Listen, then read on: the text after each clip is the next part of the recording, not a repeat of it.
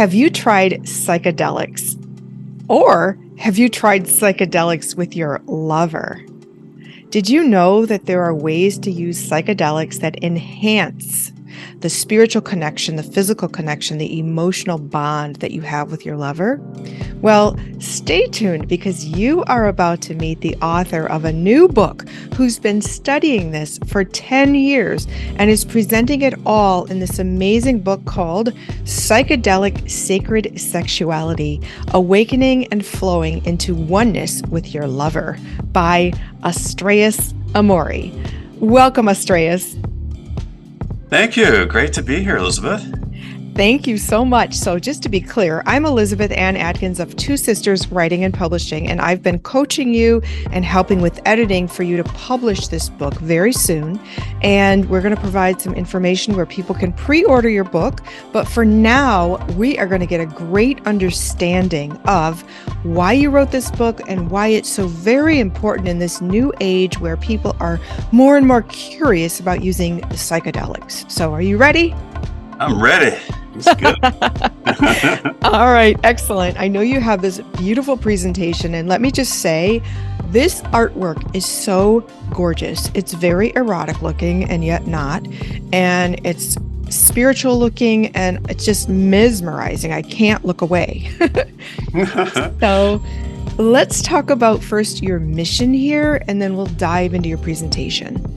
Great.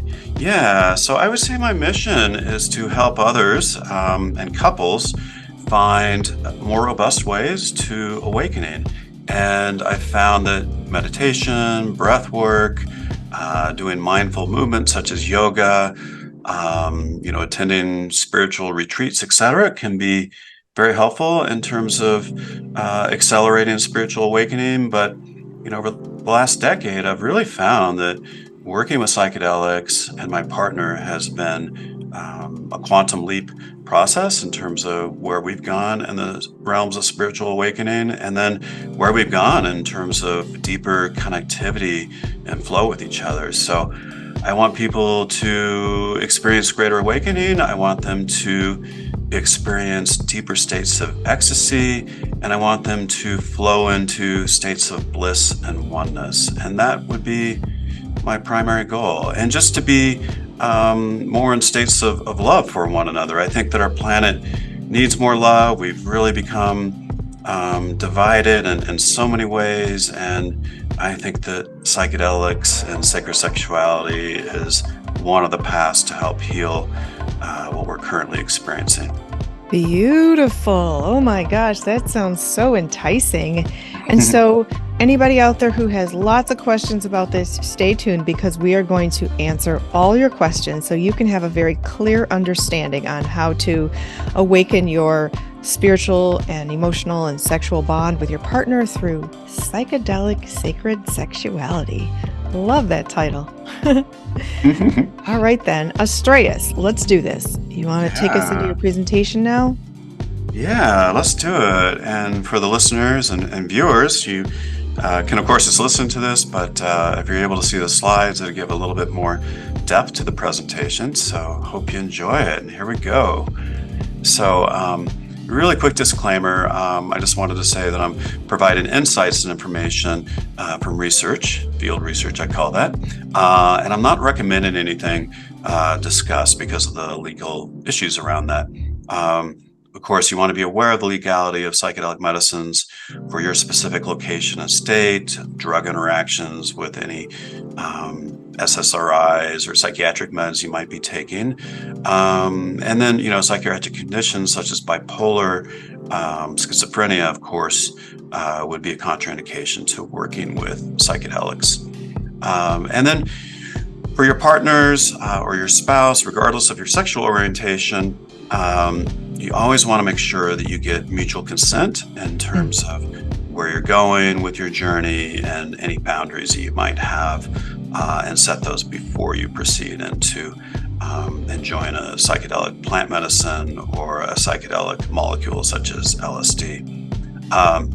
You can read more about my concerns around safety with these at the psychedelicsacredsexuality.com page.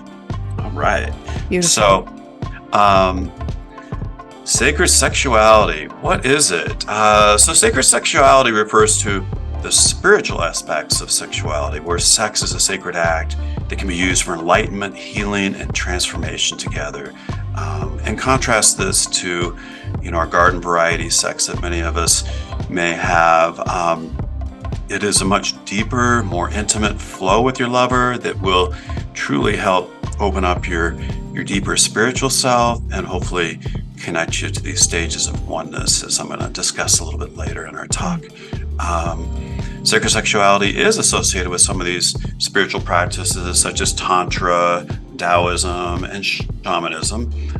It does emphasize unity of body, mind, and spirit, and can include other modalities, the mindfulness, meditation, breath work, and conscious touch. So it's kind of a blend without having a lot of crazy structure around it like you would see in Tantra. And I like sacred sexuality because you can just be more in flow with it and not be in this modality of, oh, that's not right according to tantric principles. We shouldn't be doing this. And I don't want there to be a disruption of flow in lovers where they're thinking about how we should be doing things.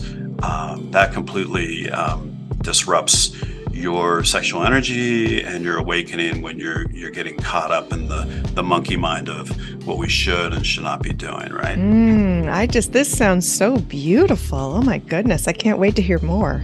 Yeah. So if we compare sacred sexuality and Tantra, sacred sexuality is a broader, more diverse field than Tantra. It includes more modern elements. So you could even have a little bondage in there. Be outside of our Tantra modality. Most of us know that Tantra originated in ancient India way back in 500 BC. It then moved north to Tibet, and the Tibetan Buddhists adopted it and integrated it into their awareness and awakening modalities of spirituality. Tantra can also include, as mentioned, meditation, ritual. Sometimes it can be mantra chanting. You may be saying Om Mani Padme Om, Om Bindasata Om, things of that sort that you probably heard from Buddhist monks. It can include some physical exercises, some poses like the Yab Yum pose, and it can include sexuality, but oftentimes Tantra is non-sexual, and I think a lot of people tend to think of Tantra as only being sexual, but it's actually a less common form of Tantra. Fascinating. Yeah. Now, one of the really cool things we can do in sacred sexuality is we can blend all the best of Tantra, all the best of other modalities to achieve the most optimal sexual flow with your lover. So this quick picture is just showing how we can blend all these together, even things like sacred geometry, sound healing, dancing with your lover, making sure that your nutrition, your hormones, your lifestyle are in sync with everything. Okay. To create that setting for optimal flow and awakening, because if we're not maintaining a healthy lifestyle and we're distracted by a TV set playing in the background, rather than creating more of a setting that's mindful and focused on being with each other without distractions, and it's just not going to take you to that special place. Oftentimes in psychedelic settings, you'll hear people refer to set and setting, and even in like Michael Pollan's book, How to Change Your Mind, he discusses set and setting and how important it is for doing drop-ins with mushrooms and all. And the psychedelic sacred sexuality, it's even more important to have that set and setting dialed in. So set simply refers to the psychological state of you and your lover before taking a psychedelic. Has it been a stressful week? Do you need to kind of let go of some thoughts from work or watching the news, whatever it may be, and trying to ground yourself and create that set of feeling more relaxed will then allow you to flow more into that state of relaxation and being one with your lover. Setting refers to kind of your physical social environment. So have you got yourself a wild sex room, or is it your bedroom that's set up with candles and lighting, maybe some aromatherapy, things of that sort. Of course, music to help enhance the sensory stimuli that surrounds you while you're dropping in together. And then creating that setting that's supportive, that's quiet, that has the right kind of music can make all the difference in terms of how you're going to flow with the psychedelic medicine. You don't want to be playing some heavy metal rock or rap music, that's going to distract you. It's actually better to have more instrumental music in most cases. It seems like each person or each couple should tailor their experience to the kind of music they like. What instrumentals do they like? What scent of candles they like to smell, and that type of thing. What kinds of plush fabrics and things to create that setting. Am I right? Absolutely. And I think, couples should say, okay, how do we want to create this love nest? And, does it need to be a down comforter? Do we want to be on the floor on yoga mats, a cold floor, things of that sort, whatever they're looking for in terms of the environment for that particular psychedelic retreat is important. And then I think even finding foods that you want to have on the side table. Do you want some yummy strawberries, or do you just want a little honey bear to squirt on each other? And then, scents I think can be another really important characteristic, particularly for women. I think they're going to be more in line with what is good for their olfactory senses than guys are. So dialing that in again makes a huge difference. And put together a playlist on Spotify, whether it's jazz or whether it's like a micro house EDM, whatever resonates with you is great. And I should say, I think rock and roll that's not too intense can be okay. Like if you wanted to play Journey or some 80s soft love rock, that would be great. I think even the Eagles can be good. Some of the older rock and roll, but I found that a gentle EDM, not an intense EDM, can actually be good. And then you can go online and you can look for playlists for mushrooms, playlists for ketamine that are by various people that have put them together, and then listen to them and maybe favorite them, or just select the songs that you like and create your own perfect playlist. So I love it. I probably got 20 different playlists I go amongst, and it just depends on the mood that we're in, and we'll play a song and listen to a few, and we're like, this is it, let's go with it. So one real quick question, and you may have this coming up, but timing. A lot of couples are very busy, so it sounds like this needs to be scheduled and set the intention to stay focused and in the moment and not be worried about, the kids or the grocery list or the mortgage or whatever, and just really, really kind of shut out the world. And you use the word retreat, which I loved. And a retreat can be an hour or an evening or a weekend, right? Yeah. And I would say when we're working with psychedelics, we're looking at a minimum of 4 hours. And then if you're working with some psychedelics like LSD or MDMA, we're talking a full day. So definitely setting aside time where you're not having to worry about phone calls or, your parents, whatever it may be. And then dedicating that to, putting your phone on silent mode, do not disturb, and not having to worry about the world around you. Now, I think there's a definite place for spontaneity, and when you can work that in and it feels right, go for it, right? But otherwise, I think it creates a little more balanced setting by scheduling a retreat, like you said. Yeah. And for those of you listening or watching and are wondering about risk and safety, don't worry. Astraeus is going to fill us in on all of the above. So stay tuned. Yeah, excellent. And I also wanted to say, a lot of times it's great if you want to go to a mountain location or a beach and get a little Airbnb that's secluded enough to where you're not going to be disturbed by other people. So you could actually, travel somewhere as long as you can travel safely with the psychedelics, your car, etc. So I wanted to mention, how do you flow into sacred sexuality naturally? And a lot of it is letting go of our ego. And and not worrying about what we look like, who we are, our status in life, all that kind of stuff. So see yourself as just a human, and you let go of that, who am I in this 3D world, and you go into this kind of heartfelt place of unconditional love with your partner. You want to go into a state of feeling empathy for each other. You want to flow energies without judgment. You want to honor and respect each other. And you want to visualize dancing your energies, inspiring them together through your heart and into the cosmos. Ooh, that gives me chills. Yeah. And so it's a much, much deeper flow than just fucking, right? We're talking about we're spiraling energy. We're really going deep into the heart. We're feeling that huge, intimate love for each other. And then, we're making love at some point, but it's going to be a completely different, higher dimensional love than what we would typically, see ourselves doing. Love that.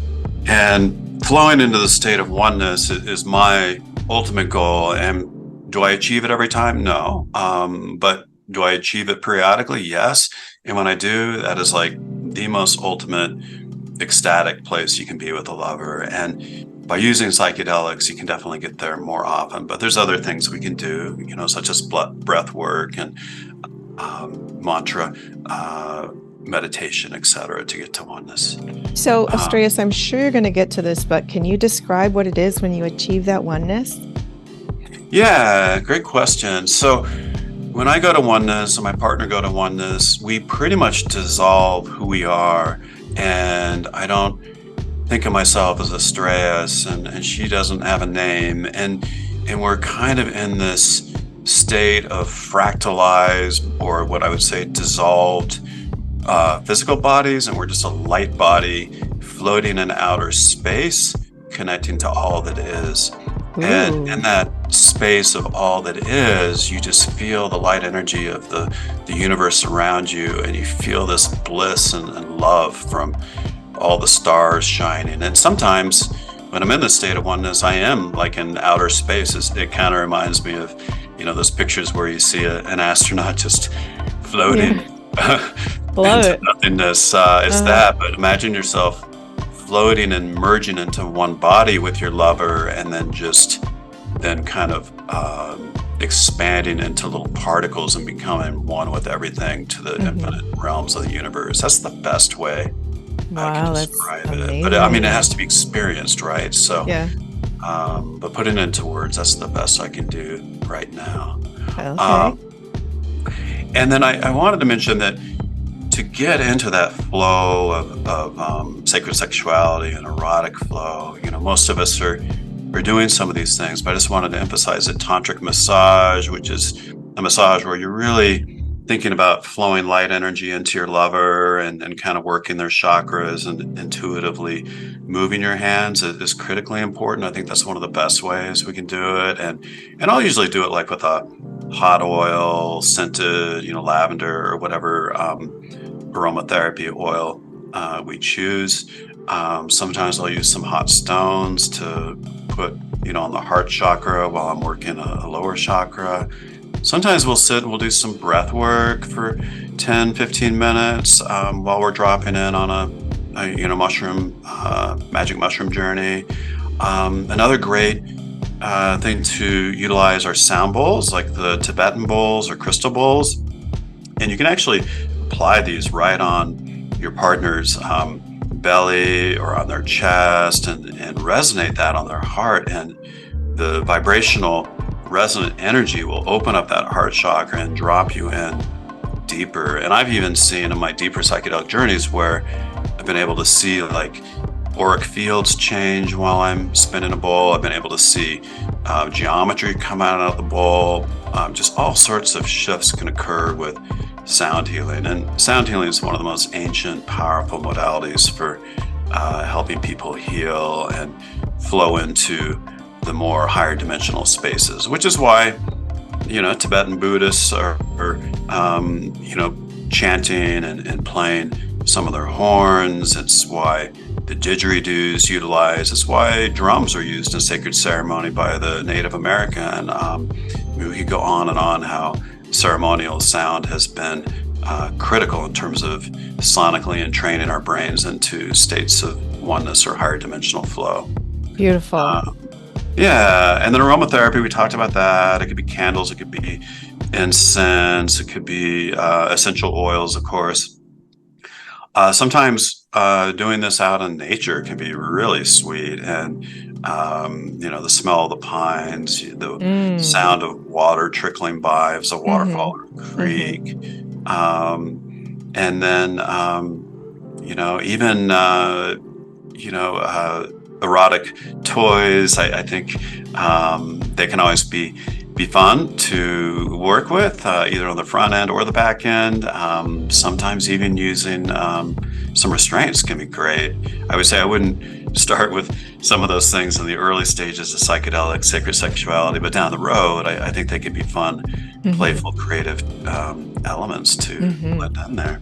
Wow. And again, tailoring it to what you like. If someone doesn't want to be restrained, then it's just not for them. But if they love crystals and aromatherapy, then, you know. Yeah, exactly. So you guys can, I mean, sometimes you can say up front, oh, yeah, I really want you to tie me down tonight, right? Yeah. Other times it may be 3 hours later, I love it if you restrain me. And then if you just have it somewhere, if that's kind of in your wheelhouse, available, so you're not having to run down the hall to dig it up, then I think that's bonus. You want to have I everything, love it. Yes. underneath your bed or in the side drawer, so you're ready to have fun. Mm-hmm. Yeah. So setting the scene, like you said, and just having all their supplies ready. But yeah, it has to be Mm-hmm. crazy. It can be, as simple as a crystal and nothing else. Mm-hmm. As deep as having 4 or 5 Tibetan bowls and tuning forks and all that kind of stuff. It Mm-hmm. just depends on your level of interest and where you want to go. Beautiful. Yeah. And then how did the psychedelics really impact us in terms of going into this flow? The main way is it takes this default mode network offline. And again, if you listen to How to Change Your Mind by Michael Pollan, it's a great book that I recommend for everyone. Mm-hmm. He talks about this default mode network, and that's kind of our crazy frontal part of our brain that makes us be in that ego set. And by doing psychedelics, by doing breath work, we're able to let go of what we're thinking about. Like I've got that task I've got to do tomorrow, or oh, my hair doesn't look good, whatever silly, stupid thing that's in our mind. Mm-hmm. We want to let go of that through our default mode network. Mm-hmm. And then some of the psychedelics, particularly MDMA, are hugely heart opening, and you just go to this major empathogenic state of deep, deep love for your partner, Mm-hmm. and deep sharing of how much you love them, how much they love you, and so that really facilitates that flow. And then you also get enhanced touch with most of these plant medicines and molecules, and sometimes orgasms can be intensified, both in how wild they are as well as how frequent they are. Mm-hmm. And then some of them can enhance more of your Kundalini and root chakra. Kundalini is that flow that comes from the base of your spine and spirals up to your crown. It is kind of a yogic definition of energy flow. And so you just think of like a snake in your spine being awakened and then spiraling up to enlighten you and open your crown chakra into the cosmos. So Kundalini flow definitely enhanced by many of these plant medicines. Mm-hmm. And then third eye, for the readers that don't know, the third eye is right between your regular eyeballs and a little higher above your brow. It's an area where we find connection to the higher dimensions and connection to each other. It's an area that allows us to have deeper intuition for each other and the world around us. So one of the cool things is your third eye is opened up through psychedelics, and then you can connect by holding your third eyes together while you're embracing each other, sitting up or laying down, and that can be so wild. I definitely encourage you guys to try that. Wow, that's amazing. Okay. Yeah, I mean, here's one thing about third eyes. So sometimes if I'm really deep into the flow sexually and psychedelically, and I put my third eye on my lover's forehead, our foreheads are basically pressed against each other, almost like an orgasm, but instead of coming from, my base and my root chakra, it feels like I'm orgasming right on my forehead. And oh then my gosh. the opposite direction. And it's almost like this bolt of lightning, where you're like, boom, and you're almost like withdrawing from each other because it can be so intense and wild. So it takes a little while to get that third eye connection with your lover, but if you work on it, particularly with psychedelics or with breath work, you kind of open that channel of energy and you're able to awaken it and then flow it, and then you can kind of visualize the energy traveling from you to your lover's third eye, and then I will visualize it flowing down to their heart and expanding into light down to their third chakra, and then all the way down to their root chakra. And then at that point, I even visualize it spiraling together with her energy flow, and then again going into that space of divine feminine, divine masculine, and to the oneness modality. Wow. Okay, I'm sure you're going to get to this, but breath work. What exactly is that? Easy for all of us to understand in an easy way.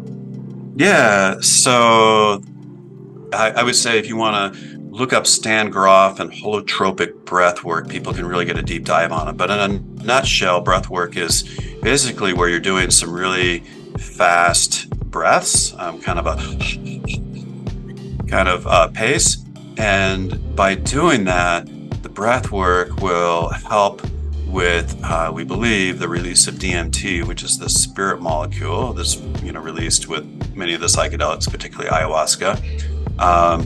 And then it also has this ability to open your energy field, to help you clear negative energies, and to go into a psychedelic state of being without having to do these plant medicines or psychedelic things such as LSD. So a lot of facilitators are people that help you do your first mushroom journey, or maybe all of them.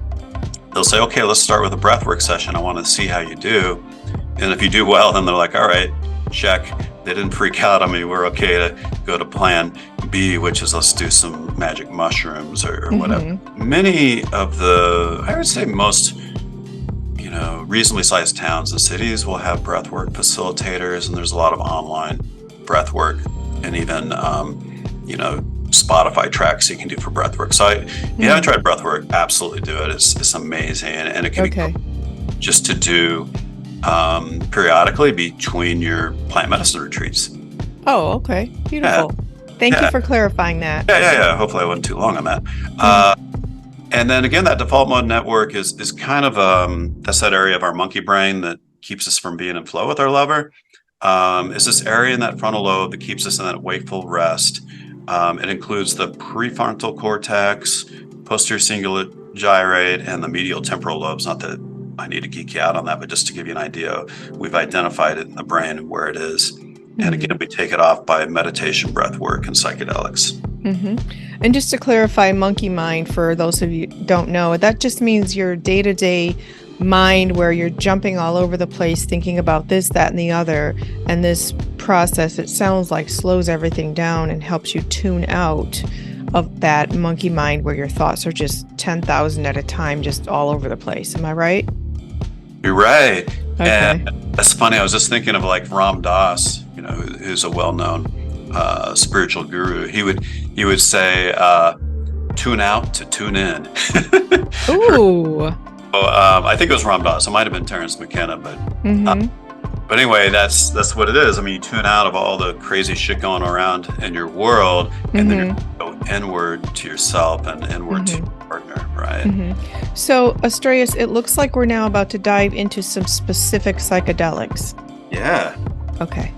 And I just wanted to go through a few of them. Of course, there's many others that I could talk about, but I wanted to talk about the most common ones. And psilocybin is definitely the most accessible, common one that people can work with. It's cheap and readily available from your neighbor. In Colorado, we're not allowed to buy it from our neighbor or a friend, but we can give them a donation or they can donate it to us. Okay. And this is actually mushrooms. Yeah, mushrooms, yeah. So psilocybin is also known as the magic mushrooms. There's over 100 different species of magic mushrooms, but there's, 2 or 3 that are really popular. The one that most people work with is psilocybin cubensis, which is interestingly called penis envy because it kind of looks like a penis. Oh. And it's a fun one because it is, how do I describe it? It gets a little comical, makes you laugh a little bit.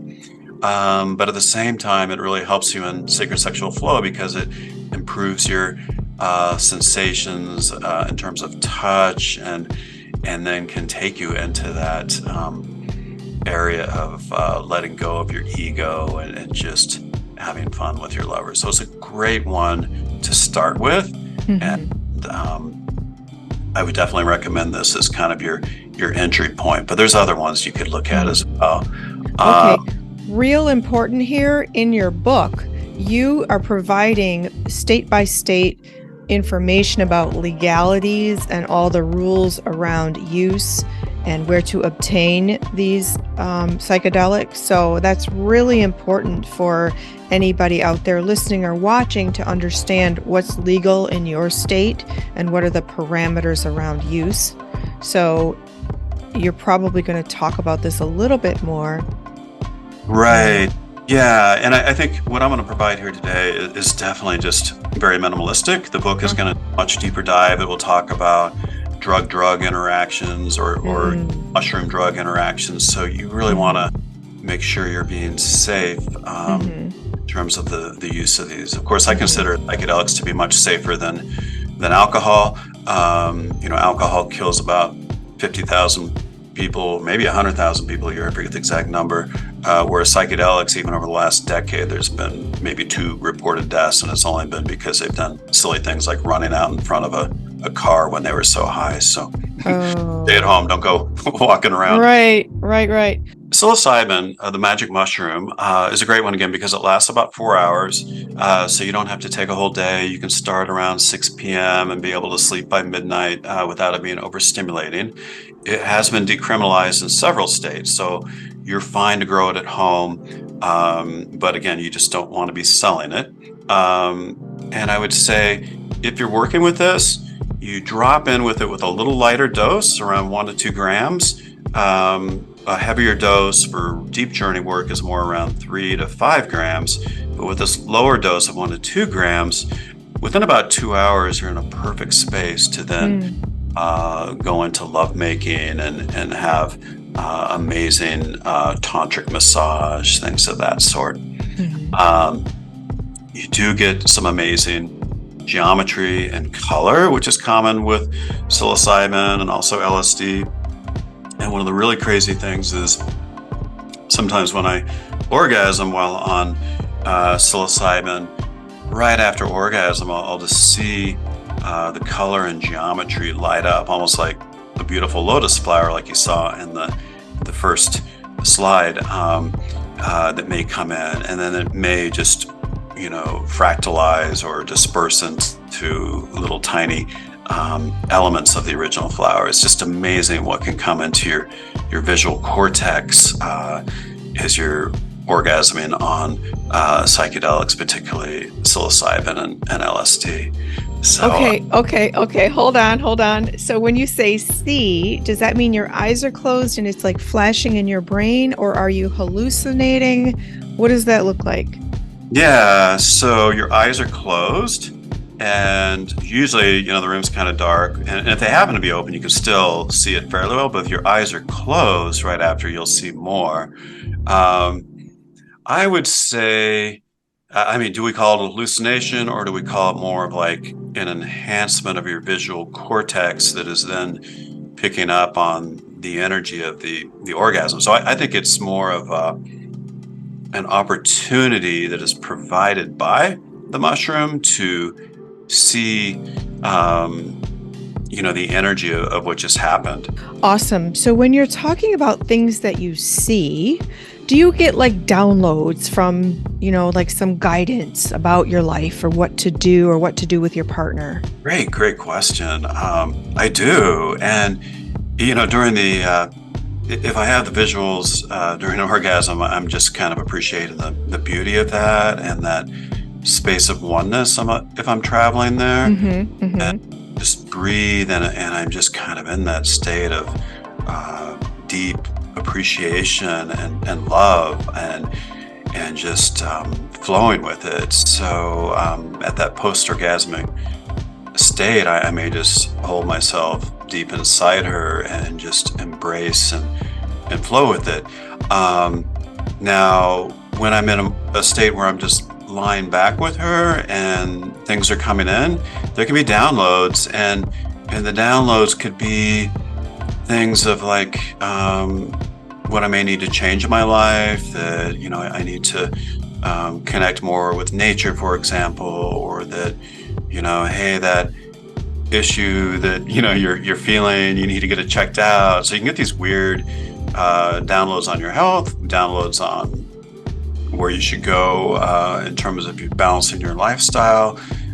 Sometimes it can be spiritual downloads of connecting to things like Christ consciousness, or connecting to elements of Buddhism or Hinduism, or seeing insights of where the world may be going. I mean, it's crazy stuff that can come. And particularly when I get a download, not once, but 2 or 3 times over the series of, a few journeys, and I'm like, okay, this is what I need to look into and pursue. Yes. I love that. So just a real quick question. I heard stories about people who did LSD in the 70s and they went on a trip and never came back to themselves. So is that riskier? LSD is a little higher on the scale of psychedelic molecules. So if you were to put mushrooms on a scale of 1 to 10 in terms of their psychedelic flow, I'd say it's like a 5 or a 6. LSD, I'd put it at 9. EMT is a 10. Now, I think when you hear about these people that lose themselves in LSD, they had a pre-existing psychiatric condition of probably schizophrenia, other delusional disorders, bipolar, etc. I mean, you look at people like Ram Dass and Terence McKenna, they've done hundreds and hundreds of doses of LSD, and it didn't adversely affect them. And I think that's the case in 99% of us. And that's why I emphasize, if you have a psychiatric history of particularly delusional, or you're just walking around and you feel like somebody's coming after you, or you have these just hallucinations that are concerning for things like schizophrenia, then definitely you don't want to exacerbate it with any psychedelic for that matter. And it's unfortunate because I think there's so much that can be learned for everybody, and for some people it's just not a safe way to go. I've known bipolars to go into severe states of mania and not be able to come back onto the planet, for a week or two. So I think the bipolars that have a tendency to go into significant mania definitely need to stay clear. But bipolars that have more very mild symptoms and are predominantly more depression without mania could be done, but under the supervision of a psychedelic medicine physician and probably a psychedelic pharmacist as well. So. Okay. Thank you for clarifying that. Yeah. Great question.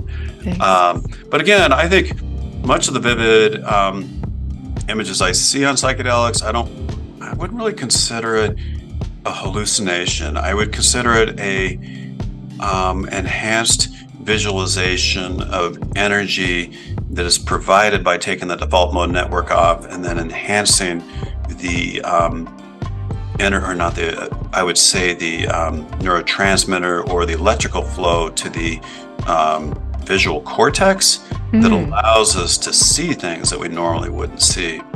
And that's often the case when we're working with mushrooms in nature, we can see kind of the aura of a tree. We can see more detail. The visual cortex is highly lit up from the mechanisms of action of psychedelics. So you're able to have enhanced vision is part of the experience. And if we go back anthropologically to look at hunter-gatherers, they said that many of them would use mushrooms before they'd hunt, not in a high dose, but in a medium dose, because it would improve their vision to where they had better edge detection. So they could see a monkey out of the side of their eye, whereas they might not see it as well just in a normal waking state. So it's kind of a biohack for even our, primal ancestors to improve their hunting techniques. Nice biohack. Love it. Yeah. Another one that's really common and, of course, legal for people, 21 and older, in many states is good old THC. And I found that indica in a edible form can be actually a really good psychedelic. You're not going to get nearly the colors that you would from mushrooms and some of the other ones, but you can definitely get some geometry and light color. And then you can get a lot of enhancement in terms of libido and sensation. So it can be pretty powerful to improve orgasmic potential, to improve the flow. A little harder to go into that state of ecstatic oneness, but a great playful, 4-hour journey that you can do with your lover, and very easy to purchase this. And I would say for most cases, a fairly low dose is always recommended for starters. And remember that it can take an hour or two for an edible to kick in. So you don't want to be like, oh, this isn't working in half an hour, and then take another, and then you're on another planet. Remember some of them are rapid acting, and they'll kick in half an hour. So you could say, okay, hour and a half, I'm going to take another. But if they're slow acting, it's more like 60 to 90 minutes. Yeah. Okay. So Astraeus, THC is a component of marijuana, right? Okay. It's the psychoactive part of marijuana, and the non-psychoactive is the CBD. Although I will say CBD can be psychoactive in higher doses, like 100 milligrams, whereas THC is psychoactive at 5 to 10 milligrams. Okay. And indica, is that the same as THC or something else? Indica is a strain of THC. Okay. Sativa is the other one. So indica is more of the grounding, can sometimes make people sleepy, but I found that indica is nicer for sacred sexual flow because it keeps you kind of more in the realm of attention of your lover, whereas sativa, you're just too lost, and I feel kind of stupid when I'm on sativa, whereas indica, I can be more present for my lover, while at the same time not worrying about the day-to-day stuff. So for me, indica is great. For somebody else, sativa might be great. So I think there's just some experimentation that needs to be done for everybody. Are these, okay, cool. Are these things that can be discussed at your dispensary, your local dispensary, so you can understand what you're getting and all the effects? Well, they can definitely describe the difference between indica and sativa, but in terms of the sacred sexual flow, not a whole lot there.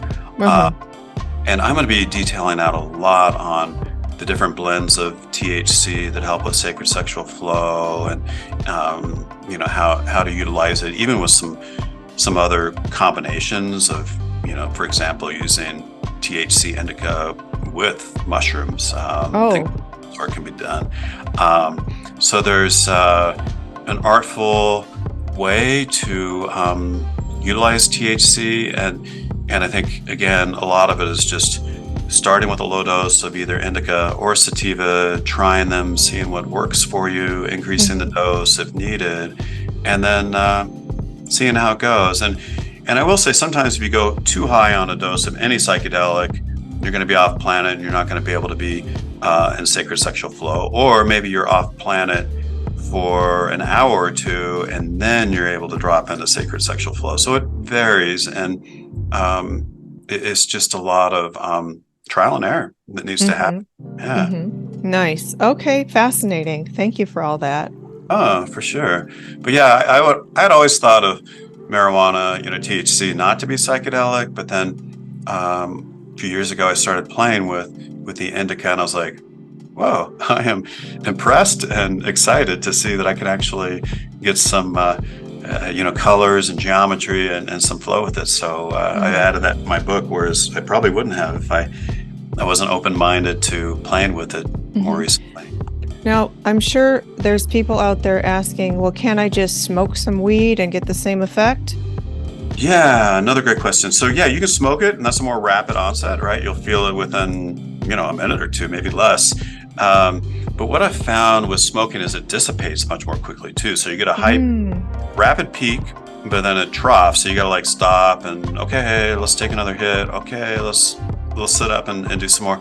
So the good thing about the edibles are it lasts for about 4 hours, and you don't have to mess around with trying to find your vape or your bong, whatever modality you're using.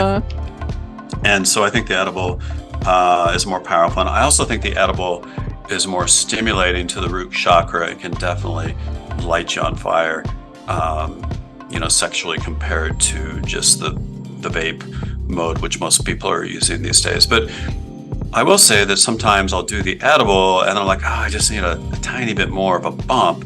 And then we'll use a vape to bump it that extra level, periodically. And it's just a little bit here and there instead of having to stop every, 30 minutes or so. Okay, excellent.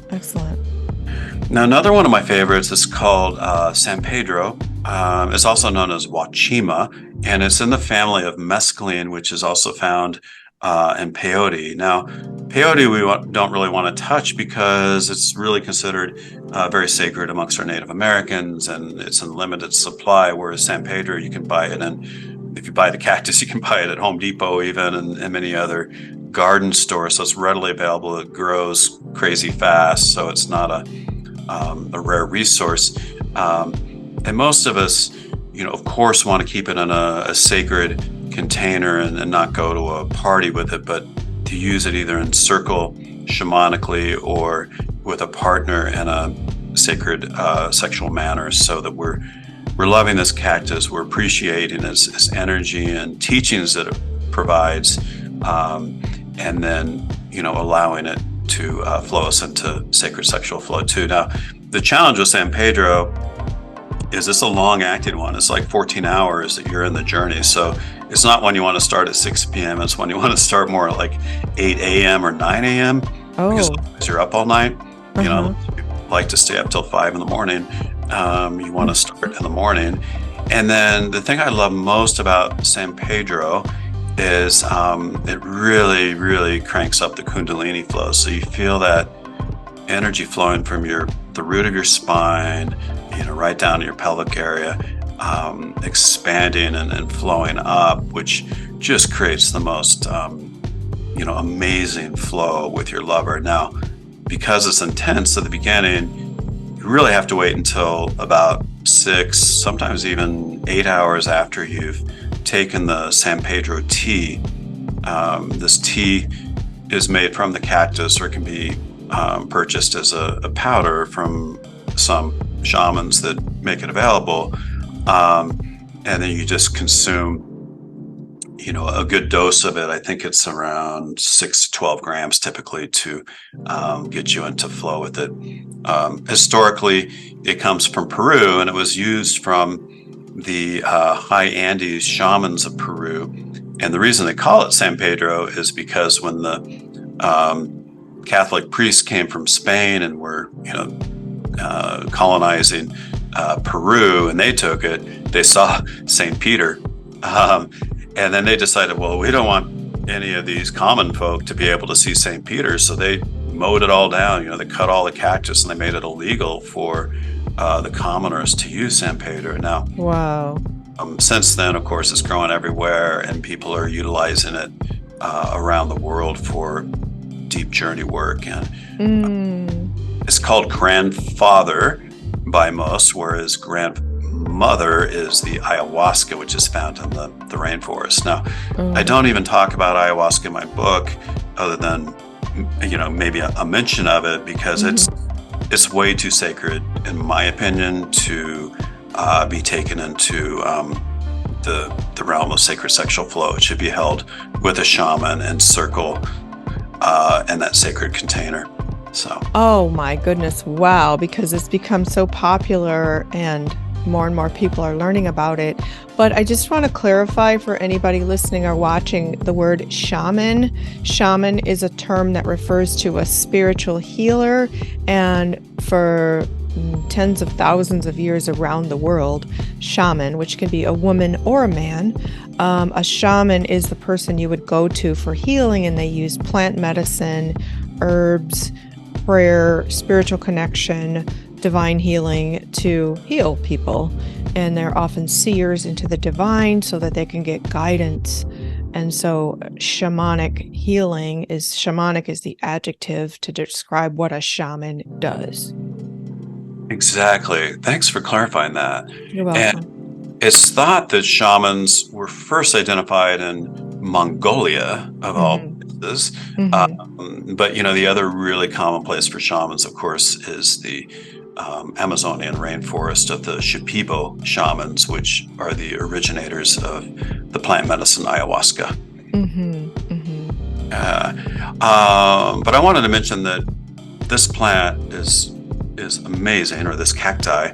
It does create, again, amazing geometry, and can be just amazing in terms of the orgasm and the sexual energy flow that's created with it, the heart connection, and then that tactile sense of feeling the energy coming off your partner's hands, and being able to open chakras. So it's a very, very powerful plant medicine that probably shouldn't be utilized until someone has worked with psilocybin a fair amount and really kind of gained a handle on the psychedelic experience. So it's a higher level one. It's up around a 7 or 8 on the psychedelic scale, I'd say. Wow. So I want to have one more spirituality 101 moment, and that is chakras. Chakras, those are energy centers in the body. There are 7 main ones for anybody listening or watching who's unaware of chakras.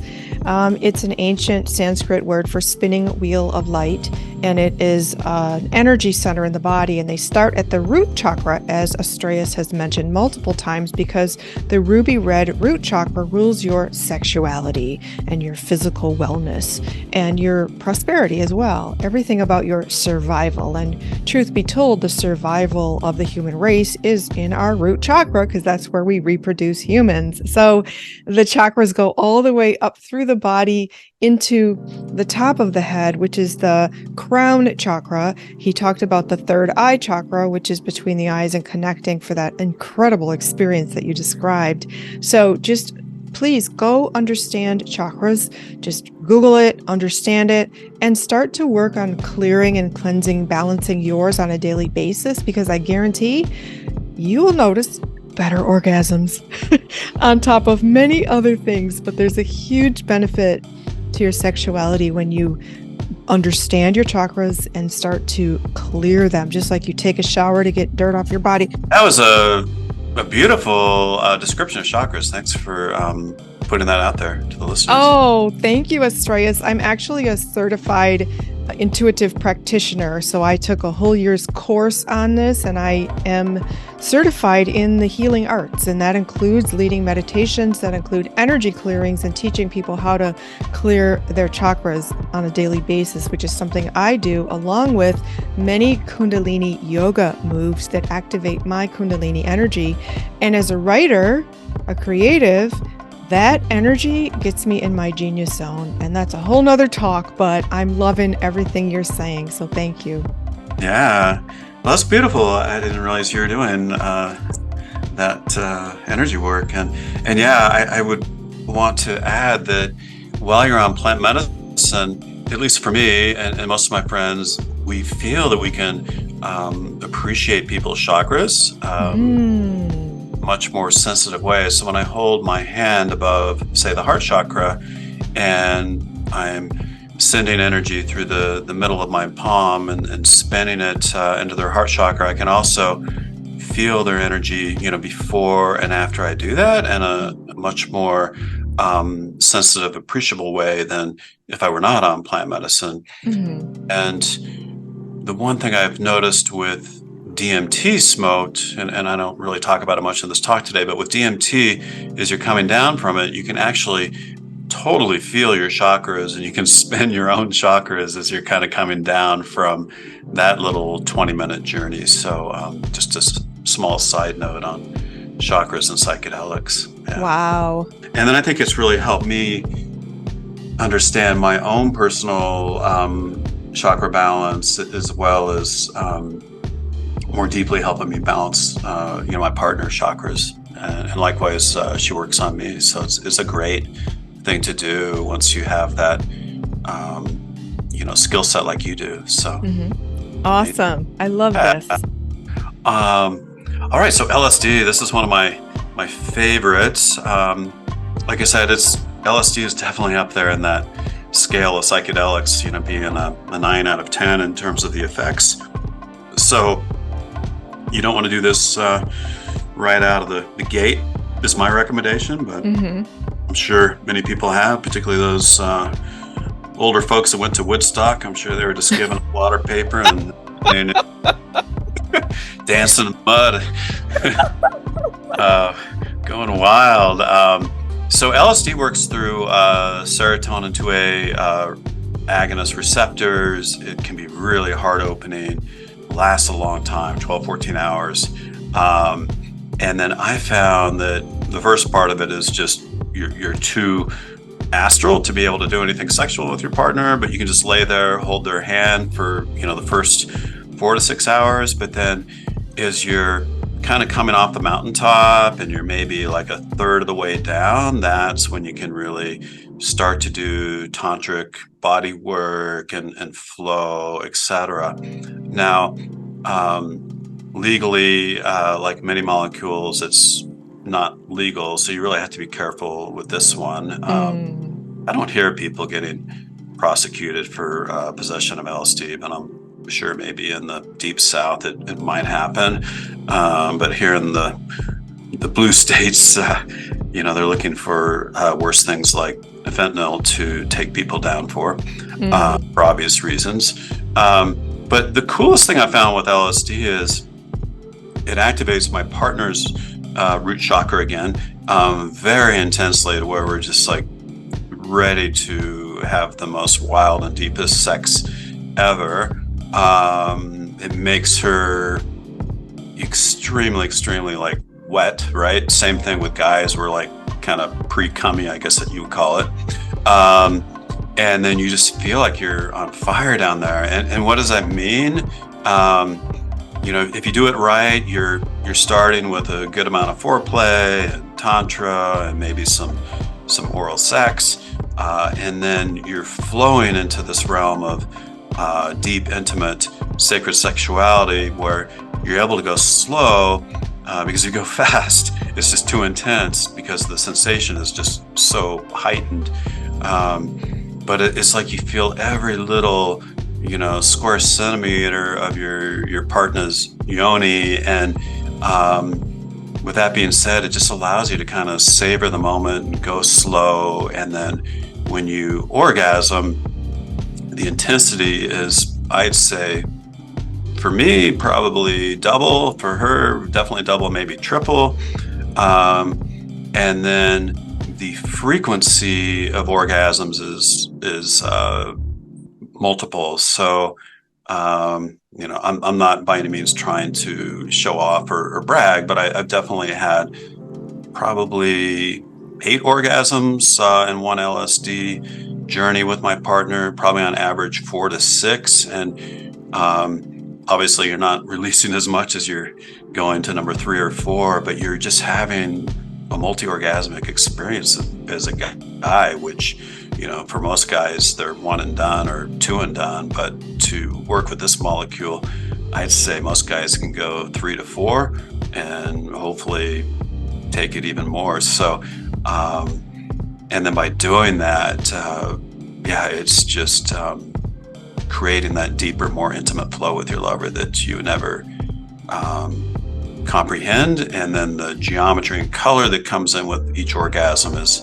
beyond too. So I think this is one of the reasons I wanted to birth the book, is like, oh my God, I just can't imagine living my life and not having had these psychedelic loving experiences, and I want everybody to have this kind of experience before they leave the planet. So wow. So just to clarify, did you say this is illegal everywhere? Pretty much. Okay. I think there may be some European countries, like the Dutch, I think, are okay with it. Double check me on that, though. But I would say it is very, very common in many of the more liberal states that have decriminalized other plant medicines, and I would be hopeful that at some point they will decriminalize this as well. I mean, it used to be legal, right? And then President Nixon shut it down during the Vietnam War because he was fed up with the hippies revolting and having protests and whatnot. So it had nothing to do with people are dying from LSD. It had everything to do with the political motives of President Nixon to shut down the hippie movement and to support the resistance against the Vietnam War. And that also, happened with mushrooms. It was a Substance Abuse Act of 72, I believe. So yeah, sadly, all of that stuff was shut down for purely political reasons. Now we're trying to bring LSD back on, along with MDMA and some of these other just amazing molecules. And you can remember, Ram Dass, when he was a professor at Harvard, was kicked out because one of his professors or one of his colleagues, narked on him, and then he lost his professorship. But then he went out to India and became a guru that he is. I wish he was still here on this planet. What an amazing being. Fascinating. Oh my gosh. That was his choice of psychedelic flow, and I think it spiritually opened up Ram Dass more than any other molecule on the planet, for sure. Mm-hmm. Wow. Now, here's just a picture to show you that this is your brain on good drugs. And basically, if you're listening, it basically shows your brain at resting, which is not a whole lot of electrical activity. Then when you're on LSD, your whole brain is lit up. So wow, up in a good way. And it actually facilitates neuroplasticity, which is your ability to be more creative. It facilitates neural regeneration through what we call brain-derived neurotrophic factor, which is why LSD and even mushrooms are being looked at in terms of the prevention or treatment of Alzheimer's disease. So psychedelic medicine is not only about helping people clear traumas and connect to their higher self, it's also about brain health and helping you become smarter or not lose some of our neurons that happen as a result of aging or drinking alcohol or smoking and doing drugs that are bad for your brain. So narcotics and alcohol trash your brain. Psychedelics ramp it up and connect you to the divine, right? Wow. Now, one of my I shouldn't say new, it's an oldie one that I used to work with, a little bit of MDMA, but I should say my new favorite, just right here and now, is MDMA. MDMA doesn't give you a whole lot of the psychedelic elements unless you put in a little bit of mushroom or LSD with it, which is another topic I'll discuss in the book. But by itself, MDMA is powerful, and it's the drug, or whatever you want to call it, molecule that was utilized for raves back in the 80s, and particularly in Dallas, is where it was really big at some of the clubs down there. And so people get on the dance floor and they just be super emotionally hyper connected to each other in this state of ecstasis and bliss. And they'd go from 10 p.m. till 6 a.m. and whatnot. And it was legal back then. But then the DEA got worried that people were going too far out. And in occasional cases, they were causing harm because they would take too much, and it would cause serotonin syndrome, which can lead to death, etc. And so we have seen more deaths with MDMA than some of the other psychedelics. So you really have to be careful with dose and purity of this.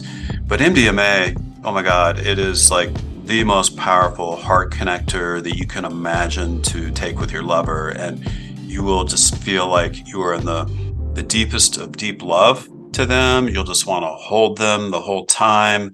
You'll want to kiss them till they fly off to infinity. It's just hard to describe, but it will, in my opinion, really help heal relationships that are on the rocks. And if I were a marriage counselor therapist, this would be like my molecule of choice, because it will do more than probably years of counseling in one single afternoon of MDMA. And I think most of the underground therapists that work with this will 100% agree with that statement.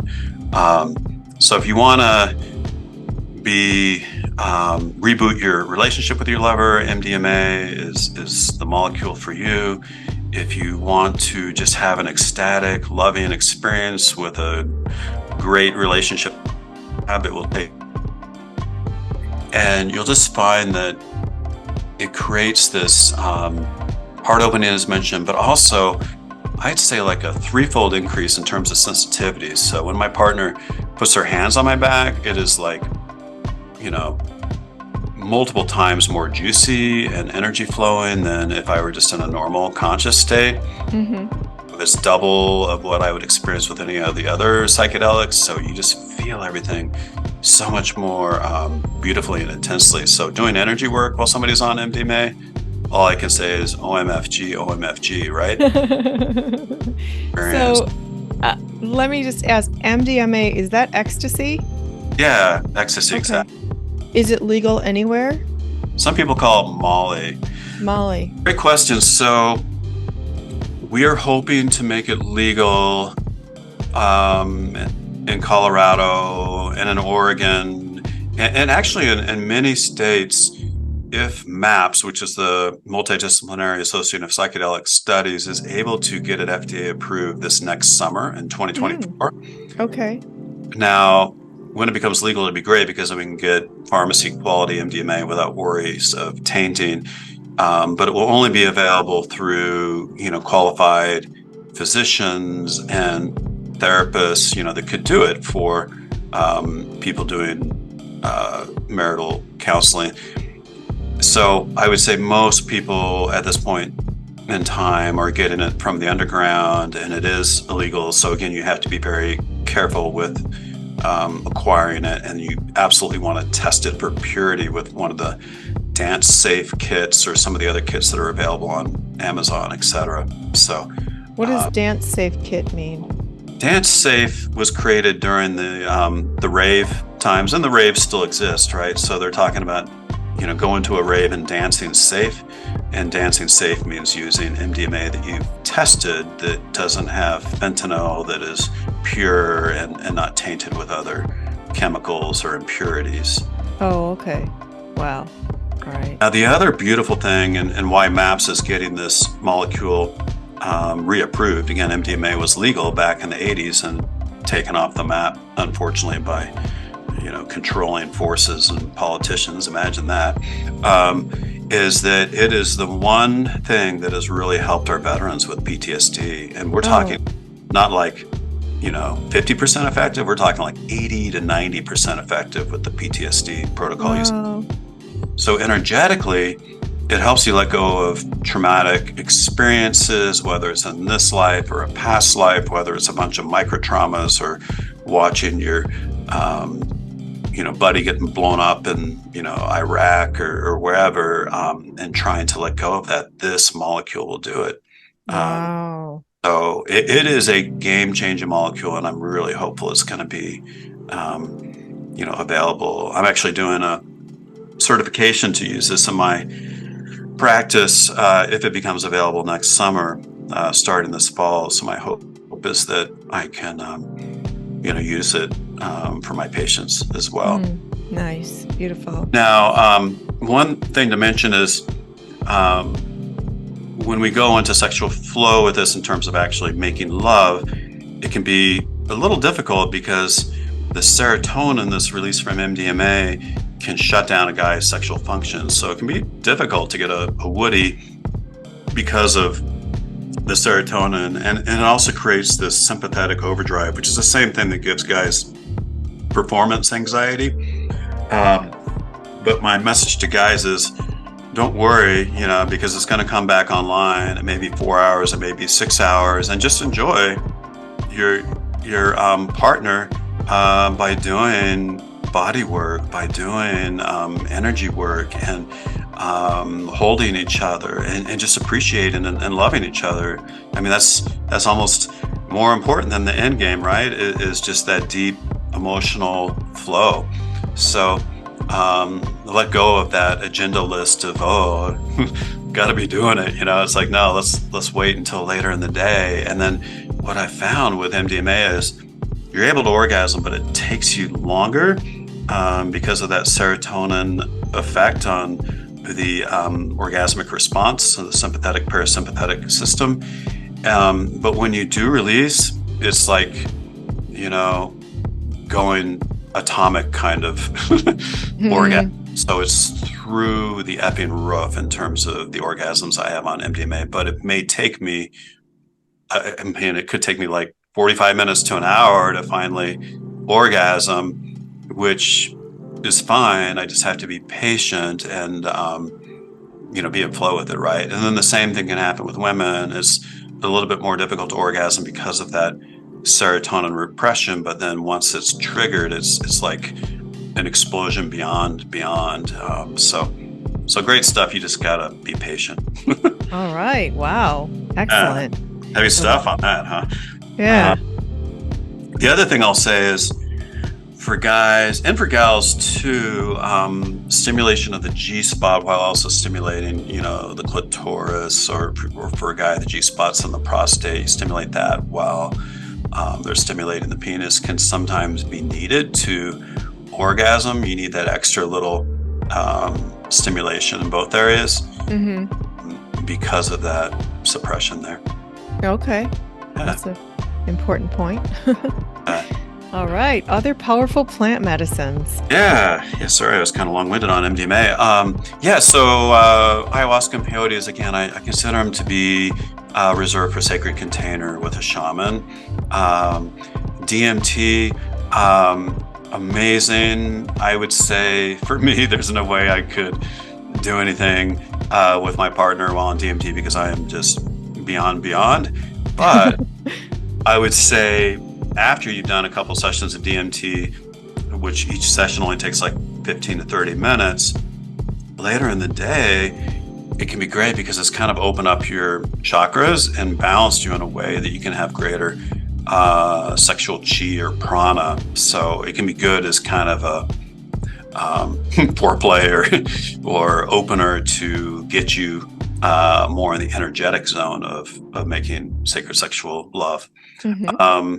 Blue lotus is an herb you can buy online that can be a nice aphrodisiac. You can make it into a tea or a tincture. And then cacao, which has phenylethylamine, can be a heart opener. A little bit like we can get with the Molly or ecstasy or MDMA, but nothing nearly as opening as MDMA. You have to be careful with cacao because it can increase your heart rate. And if you have somebody that has a history of arrhythmias, they need to be careful of MDMA and any of these things that stimulate your heart rate. Okay, but that's a good point. Honorable mention. All right. Here's just a beautiful picture of some shamanic Shipibo type art that I wanted to share. Beautiful. And integration, I just wanted to mention, it could be a whole book talking about integration, and there are books on psychedelic integration. It's basically, taking time with your partner to say, maybe the following morning, hey, honey, let's talk about what came in for you, and tell me what you experienced, from a deep emotional level. Did you get any downloads for yourself, for me, for us? Is there anything that you feel you and I need to clear together or work on together? was there any darkness? Was there any light? What was the journey experience like for you? And then, that first day integration is important, but oftentimes I feel that it's good to check in, even a week later and say, okay, now that we've had a week, how are you feeling about it? And then maybe whenever it comes up, 2 weeks, 3 weeks, etc., you want to integrate it more. And particularly for people that are going down to Peru and doing ayahuasca, because it's such a deep, deep healer, it requires multiple integration sessions after you've done a series of ayahuasca journeys to really piece it all together, because it's just going the deepest of all the plant medicines in terms of healing. So integration, definitely important. And we talked a little bit about the preparation. And one thing I may not have mentioned earlier is in the preparation, you want to set intentions, and the intention can be, okay, honey, I want to flow into a state of deeper love with you, or I want us to clear this challenge we're having in terms of not communicating well, whatever it may be. So always think setting intentions, the journey, and then in the end, integration, which can be, that night, but typically the next morning after. Mm-hmm. So integration means just exploring the meaning and reflecting on what happened in this psychedelic experience, but integrating it into your normal sober life, if sober is the right word. Yeah, exactly. So you're integrating the thoughts and downloads into more conscious 3D thought, so and learn from it, and then be able to enhance your spiritual self and your ego self as you're moving forward. And that's more or less what integration does for folks. Love it. And sometimes if I'm in a circle with 10, 20 people doing mushrooms, which I love doing, we pass around a talking stick, and each one of us will talk for 5 or 10 minutes in terms of what came in, what they felt with the group flow, etc. So similar thing, but just on a one-on-one basis. I love it. So speaking of sort of a party environment or a group gathering, alcohol is typically part of that. Is it safe to use alcohol with any of these psychedelics? I would not use alcohol, because alcohol will kind of dumb you down and take you out of the psychedelic experience. I would say small sips of, like a red wine and cheese would be okay with psilocybin, magic mushroom. And I know some people do that, but I wouldn't do like a whole glass. It would be more for the sensory experience of having a little sip of a Merlot and, a little cheese and crackers and other tasty foods. But you don't want to blend it in there, because, it's shutting down the electrical activity in your brain instead of allowing it to be amplified and expanded. So understood. I would, and here's something interesting, Elizabeth. I have found that I am less interested in drinking because of my application of psychedelics. It's almost like ayahuasca and many of these medications have said, Astraeus, don't drink anymore. You don't need that. It's going to make you stupid. It's going to hurt your body and your brain and your liver.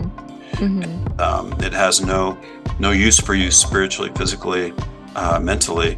So for that reason, I'm a pretty boring guy when it comes to alcohol. Maybe a social alcohol once, twice a month. That's it. Yeah. So I've been reading and hearing more and more about the detrimental effects of even infrequent drinking of alcohol. Are there any physical consequences to using these psychedelics besides the ones you've discussed? Yeah, great question too. I would say the main one we want to watch out for is MDMA, because it creates such a profound release of serotonin. You can have a post-MDMA fatigue, kind of an adrenal fatigue, as well as kind of feeling depressed and irritable. So there's a whole protocol that I'll go into in the book that will talk about taking 5-HTP and magnesium and N-acetylcysteine, which can combat some of the overstimulating effects of MDMA, which, if you were to do MDMA every weekend, it could definitely kind of fry your neurons is what I would say. Fry your neurons. Okay. Well, I don't know. Woo. A little extreme, right? But I mean, it could cause some neuronal injury. Mm-hmm. Most feel that MDMA once a month is about as frequent as you want to go, and no more than 200 milligrams. So as long as you stay in the guidelines, you're going to be fine. As you know, we can kill ourselves drinking too much water. We can create hyponatremia and die. So too much of anything can be toxic. Yeah. So very good segue into the fact that this week is Banned Books Week. This whole week where you and I are having this interview, and there's a movement for people pressuring libraries and schools to ban certain books because they disagree with the content. So I think it's really powerful that you have the courage and confidence in this mission to share something that could be controversial in some people's eyes, and that this book, like you said, many benefits to these psychedelics, can help a lot of people, especially people who have PTSD and veterans. That's huge. So congratulations to you, Astraeus, for having the courage to write this book and bring it out into the world. So when can people expect to be able to buy it? Oh, and wait, you can go to the link. I'll provide it here in the show notes for you to pre-order the book on his website. But when are you expecting to release this book? I definitely plan to have it out January 1st. So New Year's Day will definitely be there.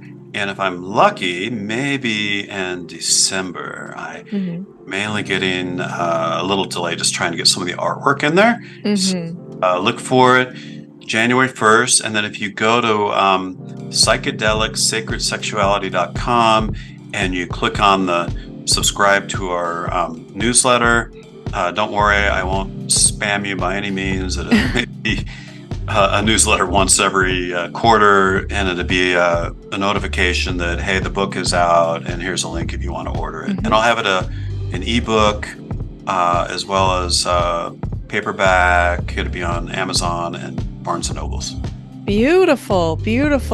So everybody, please go to the website, psychedelicsacredsexuality.com, because the images are beautiful. You can learn more about Astraeus, learn more about the book, the mission behind it, and it's really fascinating. So please share this interview with anybody that might be interested in psychedelics and wants to learn more. And again, the book is going to go into so much more detail, and especially providing more on the benefits, the risks, the legalities, the dosages, and all of the details you need to know to arm yourself with the right guidance to do this in a smart and safe way. Excellent. And I will, for those that are interested, have erotic stories that originally were more of a rated X. Now I'm kind of making them a rated R just so I don't offend people.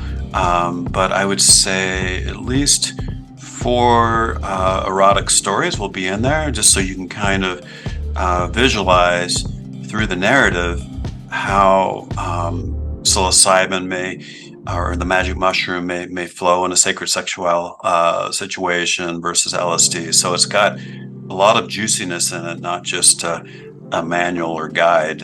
You get both coming there. Nice. I love that, because having the stories sort of puts a sensory extravaganza on top of all the information that you're sharing. It's really personalizes it and shows us instead of tells us. I love that. So is there anything else, Astraeus, that you'd like to add about your book or what people should know? Well, I would just say that it'll really provide the one and only guidebook that I'm aware of. I don't think anybody else has been crazy enough to write on this topic. Okay. Not only understanding psychedelics, but really how to utilize them in the most mind-expanding, sexually enhancing way that one can ever imagine. And I'll probably have some additional things that will come out down the road, but this will definitely be the main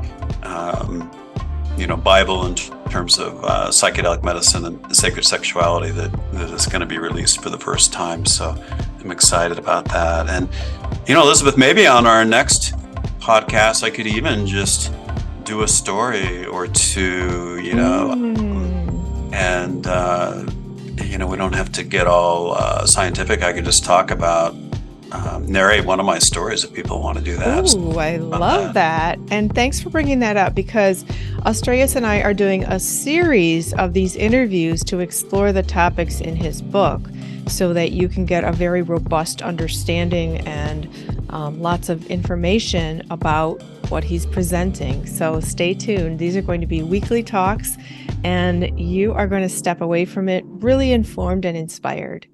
So thanks for that reminder, Astraeus. Anything else here? I think that's it. Okay. Sending love to all of our listeners and viewers, and hoping that all of you can at some point in your life, if it resonates with you, explore psychedelics and then explore the sacred sexual, either both of those together or individually. Mm-hmm. Awesome. And if people want to get in touch with you, maybe they have a question that they don't want to post here, where can people contact you? On our website, I have an email address, and it's just simply info@psychedelicsacredsexuality.com. Perfect, everybody. He's welcoming your questions and comments. So please get in contact with Astraeus Amori. Please visit psychedelicsacredsexuality.com and learn more. I am Elizabeth Ann Atkins of Two Sisters Writing and Publishing, and I have the pleasure of helping Astraeus by coaching him and editing for him, and he's going to publish the book himself. So it's really an exciting example of how you get an idea, you get the courage behind it, and you write that book and bring it into the world for all of you to learn from and enjoy. So Astraeus Amori, I want to thank you so much for this very robust, informative, and inspiring presentation and conversation. So I've learned so much, and I immensely appreciate you, and I wish you the best with your writing journey. Thank you, Elizabeth, and looking forward to connecting again soon. Have an awesome. Yes, absolutely. You have the best day. You too. Thank you. And all of you, please share this with someone. So again, thank you. Please subscribe to the channel, give us a like, and we'd love to hear any comments or questions that you have. Meanwhile, enjoy and happy reading.